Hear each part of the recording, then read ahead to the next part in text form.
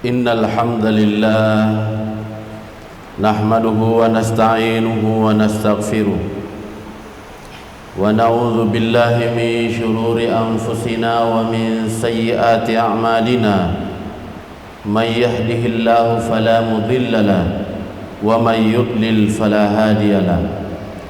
Ashhadu an la ilaha illallah wahdahu la syarika lahu wa ashhadu anna Muhammadan abduhu wa rasuluh. Allahumma salli ala sayyidina Muhammadin wa ala alihi wa sahbihi ajma'in. Amma ba'd, fa ya ibadallah ittaqullaha haqqa tuqatih wa la tamutunna illa wa antum muslimun. Jamaah Jumat yang dimuliakan oleh Allah Subhanahu wa taala, mari sama-sama kita berusaha meningkatkan ketakwaan kita kepada Allah Subhanahu wa taala, karena sebaik-baik bekal adalah takwa. Wa tazawwadu fa inna khairaz zadi taqwa. Sebab takwalah yang akan menyelamatkan kita baik di dunia insyaallah, di akhirat di hadapan Allah Subhanahu wa taala. Jamaah Jumat yang dimuliakan oleh Allah Subhanahu wa taala, hari ini amanah yang diberikan untuk disampaikan berkaitan dengan judul khutbah kita adalah tentang efek pernikahan dini. Tentu kita semua sepakat bahwa unsur terkecil dari masyarakat adalah keluarga, sehingga keluarga haruslah mendapatkan perhatian yang besar agar sebuah masyarakat bisa hidup dengan baik, bahkan sebuah negara bisa menjadi baik itu karena adanya keluarga-keluarga yang baik. Demikian halnya pernikahan yang merupakan sebuah awal terbentuknya sebuah keluarga, tentu harus kita sikapi dengan baik, baik ketika memilih calon istri, calon suami, bahkan setiap hal yang berkaitan dengan pernikahan itu haruslah dimulai dengan hal-hal yang baik. Pernikahan sendiri adalah sesuatu yang dianjurkan oleh Rasulullah sallallahu alaihi wasallam. An-nikahu sunnati faman ragiba an sunnati falaysa minni. Bahkan dalam surah An-Nur, wankihul ayyama minkum was-salihin min ibadikum wa imaikum iyakunu fuqara yughnihimullahu min fadli wallahu wasi'un alim. Kata Allah, dan nikahkanlah orang-orang yang masih membujang di antara kamu dan juga orang-orang yang layak menikah dari hamba-hamba sahayamu yang laki-laki dan perempuan. Jika mereka miskin, Allah akan memberi kemampuan kepada mereka dengan karunia-Nya, dan Allah maha luas pemberiannya lagi maha mengetahui. Persoalannya, kaum muslimin hari ini terjadi banyak pernikahan di masyarakat kita yang kita sebut dengan pernikahan dini. Sesungguhnya dalam ajaran Islam dengan ajaran yang lain ada banyak perbedaan. Demikian halnya dengan negara kita di Indonesia ini yang menganut hukum positif, tentu sangat berbeda. Kalaulah hukum positif seperti undang-undang itu lahir dari hukum material yang ada, dari kebiasaan masyarakat, dari norma-norma adat istiadat masyarakat. Sementara hukum Islam lahir dari Al-Quran dan hadis serta ijma' ulama. Dua hal ini yang kemudian membedakan dan muncul perbedaan. Kalau hukum di Indonesia telah ditetapkan bahwa umur seseorang yang menikah, yang boleh menikah sesuai dengan Undang-Undang Nomor 16 Tahun 2019 itu ditetapkan ketika mereka berusia 19 tahun. Sementara dalam ajaran Islam ini tidak disebutkan spesifik berapa umurnya, yang dijelaskan adalah ketika mereka sudah ba'a, mampu. Ini dijelaskan dalam sebuah hadis riwayat Bukhari. Ya ma'syar as-sabab man istata'a minkumul ba'a falyatazawwaj wa man lam yastati' fa 'alaihi bis-shaum fa inna lahu wija. Wahai para pemuda, siapa di antara kalian yang telah mampu maka hendaklah ia menikah, dan siapa yang belum mampu maka hendaklah ia berpuasa, karena sesungguhnya puasa itu menjadi benteng baginya. Tetapi salah seorang ulama yang bernama Ibnu Syubrama lebih menekankan pada tujuan pernikahan itu sendiri, yakni terciptanya keluarga sakinah, mawaddah, warahmah. Sehingga menurut beliau pernikahan dini ini tidak dibenarkan. Adapun mengenai Rasulullah sallallahu alaihi wasallam yang menikah dengan Aisyah adalah pengecualian terhadap Rasulullah. Beliau lebih menekankan bahwa tujuan pernikahan adalah sakinah, mawaddah, warahmah dan mendapatkan keturunan yang baik. Sementara pada pernikahan yang dilakukan dalam usia dini untuk mendapatkan kebahagiaan, sakinah, mawaddah, warahmah itu banyak hal yang menjadi tantangan. Terbukti banyaknya kasus perceraian hari ini terjadi muncul dari pernikahan yang dilakukan sejak dini dalam usia yang belum mencapai sesuai dengan aturan. Jamaah Jumat yang dimuliakan oleh Allah Subhanahu wa taala. Para ulama kita sepakat bahwa ada beberapa hal yang menjadikan sesuatu itu menjadi ukuran balik atau mampunya seseorang sehingga bisa menikah. Yang pertama, memiliki sifat rasyid, yakni mampu mengambil pertimbangan yang mana yang harus dia lakukan ketika diberikan beberapa pilihan. Yang kedua, dapat menimbang baik dan buruk sesuai dengan keilmuannya. Sementara dalam usia belum sampai kepada 19 tahun, cenderung anak-anak kita belum mampu menimbang yang mana yang baik dan buruk, kecuali menimbang sesuai dengan hawa nafsunya. Yang ketiga, mempunyai kemampuan untuk memilih yang terpenting dari yang penting. Sementara anak-anak kita kadang-kadang belum mampu membedakan mana yang lebih utama dari berbagai macam pilihan. Yang berikutnya, sudah dapat mandiri, dan yang terakhir dapat mentasarufkan atau mengelola menggunakan harta dengan sebaik-baiknya. Lalu bagaimana dengan hukum kita di Indonesia hari ini? Sesuai dengan Undang-Undang nomor 16 tahun 2019 yang tadi saya sampaikan, bahwa pernikahan hanya dibenarkan dilakukan ketika suami dan istri calon pengantin itu berusia 19 tahun.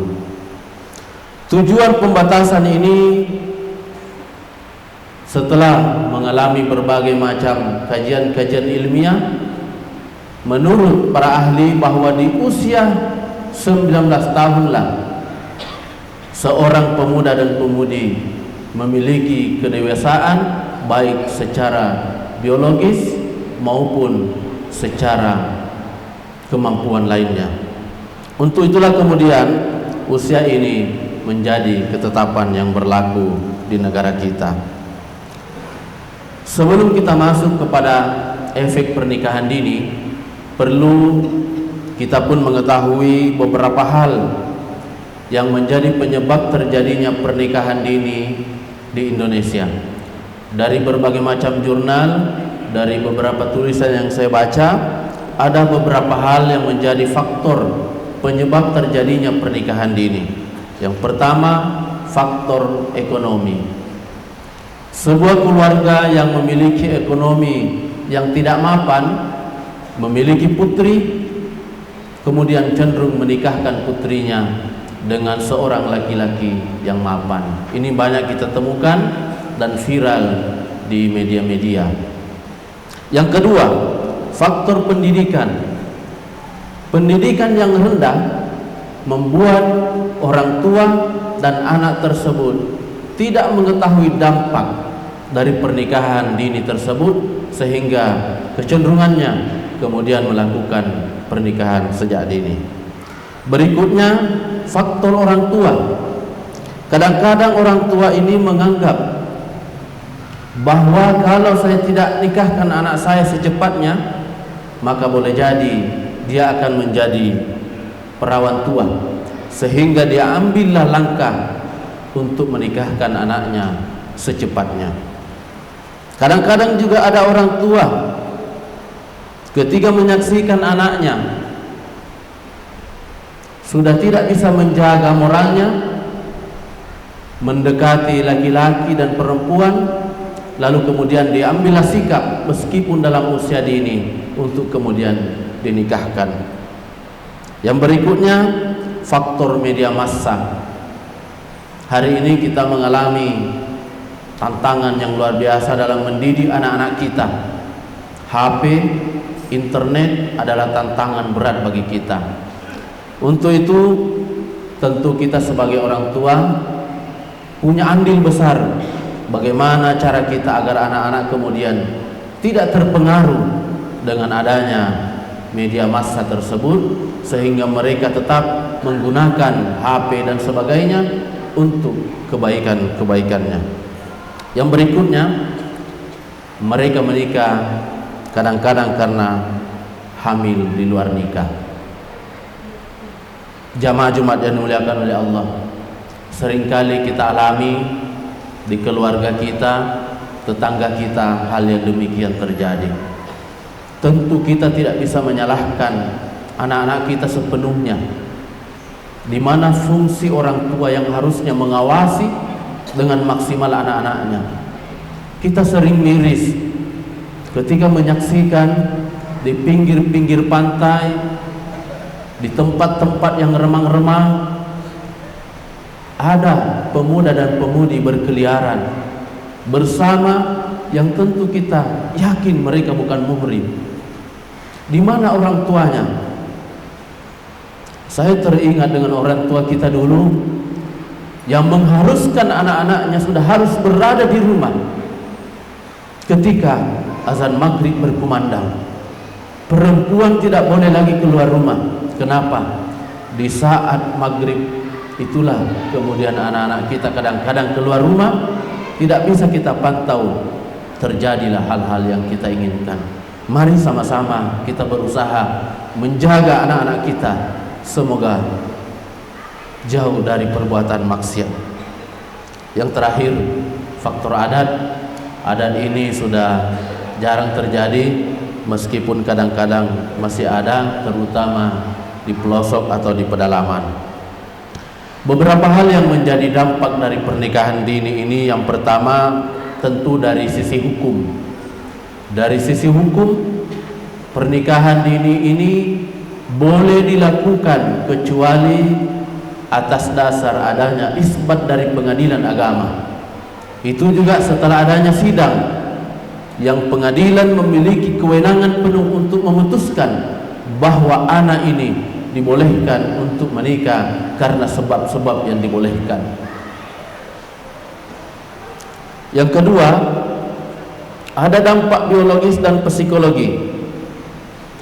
Anak yang berusia di bawah 19 tahun, dari segi biologis itu sesungguhnya mereka belum matang, sehingga ketika mereka menjadi suami istri rentan dengan berbagai macam penyakit.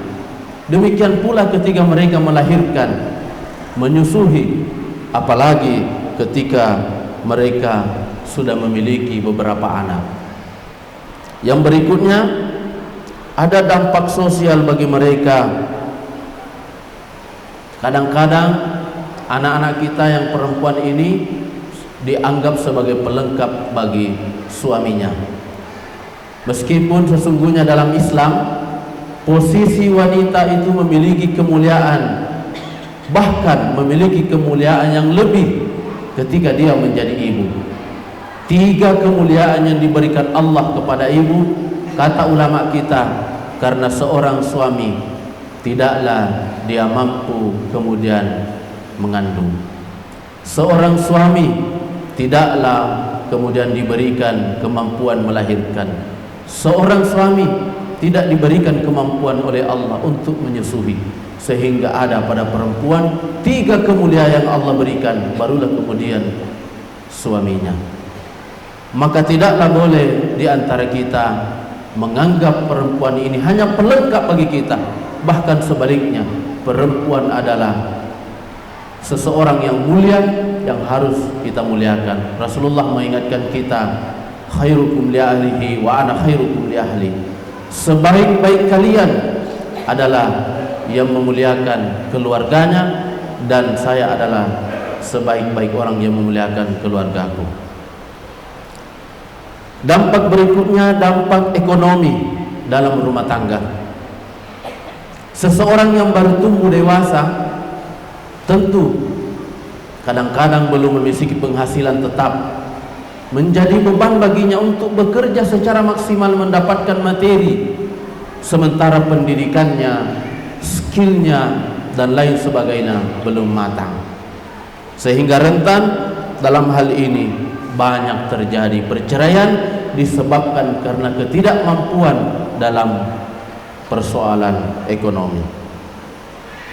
Berikutnya, dampak pendidikan.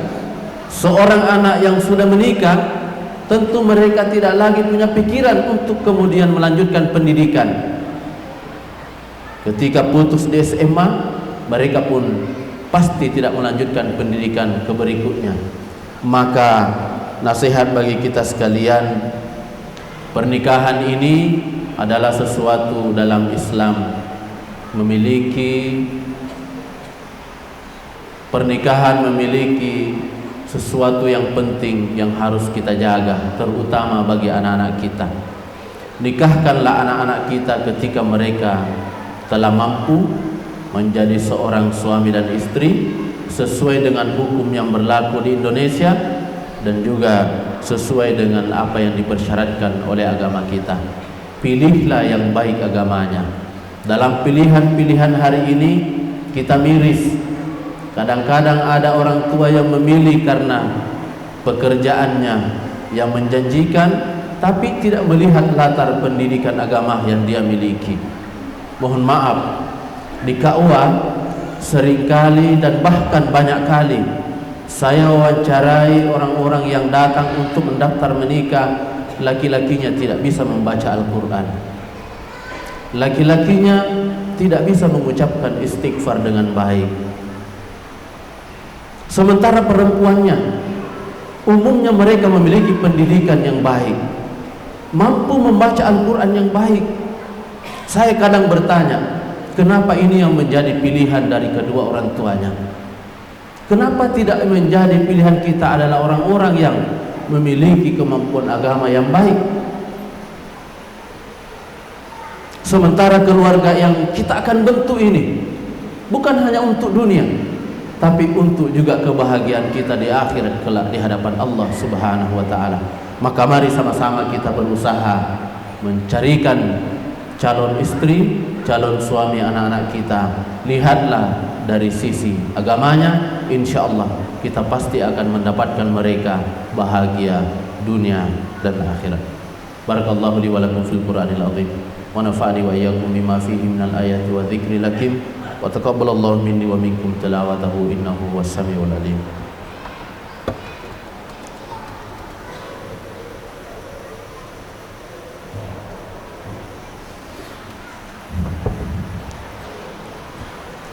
Innal hamdalillah nahmaduhu wa nasta'inuhu wa nastaghfiruh ونعوذ بالله من شرور أنفسنا ومن سيئات أعمالنا من يهده الله فلا مضل له ومن يضلل فلا هادي له أشهد أن لا إله إلا الله وحده لا شريك له إياه نعبد وإياه نستعين وأشهد أن محمدا عبده ورسوله صادق الوعد الأمين اللهم صل على سيدنا محمد وعلى آله وصحبه أجمعين أما بعد فيا عباد الله اتقوا الله حق تقاته ولا تموتن إلا وأنتم مسلمون واعلموا أن الله تعالى صلى على نبيه قديما فقال تعالى إن الله وملائكته يصلون على النبي يا أيها الذين آمنوا صلوا عليه وسلموا تسليما.